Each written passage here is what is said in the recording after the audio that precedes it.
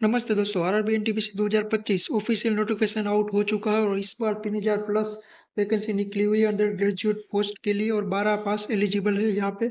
और अब हम डिटेल्स में इस नोटिफिकेशन की चर्चा करते हैं। तो चलिए शुरू करते हैं।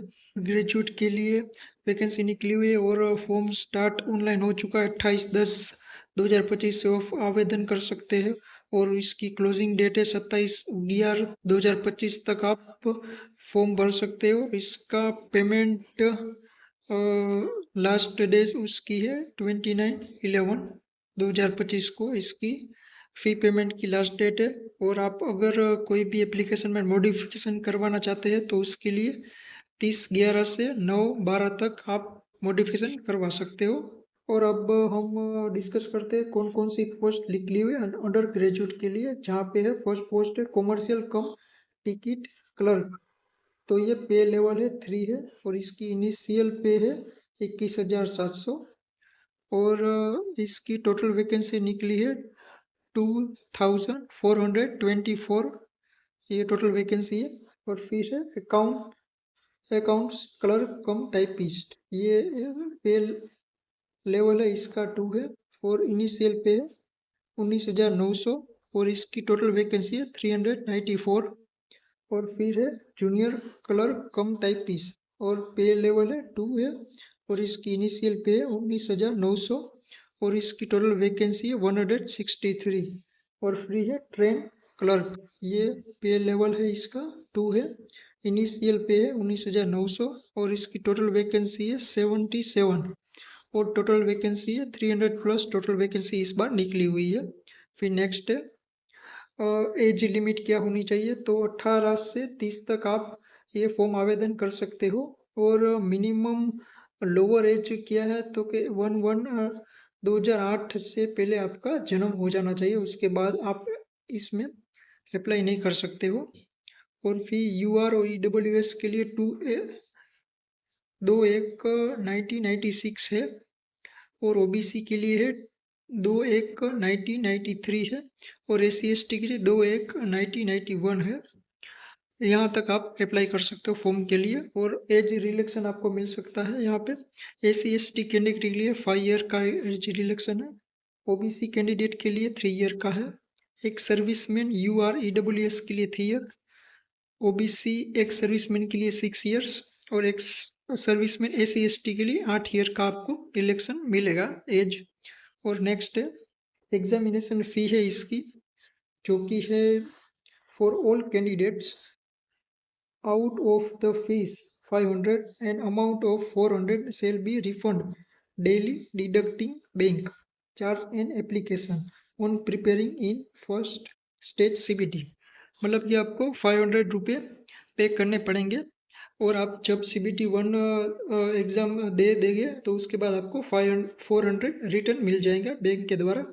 और SC/ST एक serviceman PWBD female and transgender के लिए 250 रुपये फ़ी है और उसको भी फर्स्ट स्टेज CBT देने के बाद उसको 250 रुपये रिफंड मिल जाएंगे।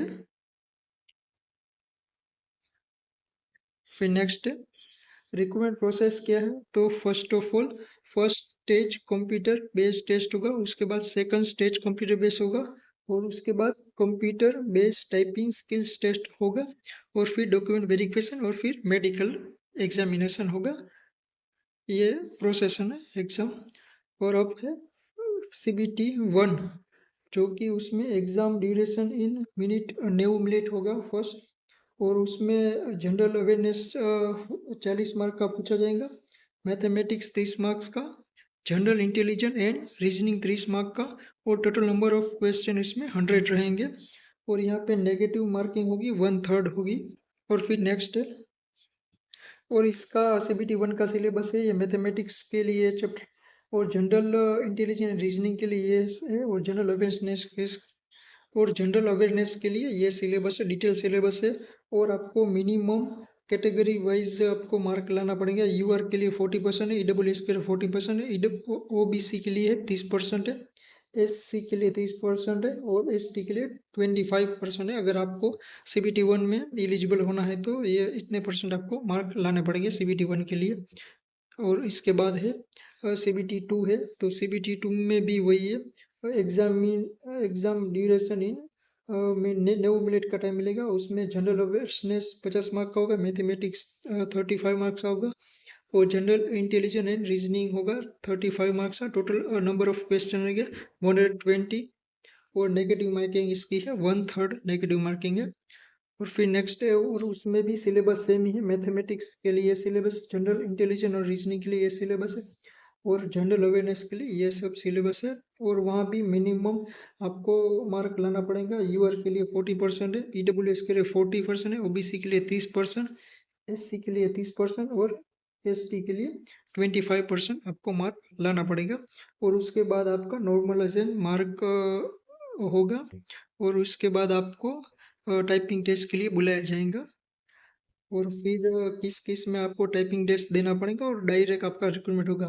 ये कॉमर्शियल कम टिकट क्लर्क और ट्रेन क्लर्क के लिए आपको सिर्फ CBT 1 और CBT 2 ही देना पड़ेगा। But accountant clerk come typist और जूनियर क्लर्क कम टाइपिस्ट के लिए आपको कंप्यूटर बेस्ड टाइपिंग टेस्ट आपको देना पड़ेगा। तो ये प्रोसेस है, और उसके बाद आपका डॉक्यूमेंट वेरिफिकेशन होगा और मेडिकल टेस्ट होगा, और फिर आपका ज्वाइनिंग हो जाएगा RRB के लिए। ये सब प्रोसेस है यहाँ पे। जो आपको वीडियो अच्छा लगा तो लाइक कीजिए और हमारी चैनल को सब्सक्राइब कीजिए। धन्यवाद।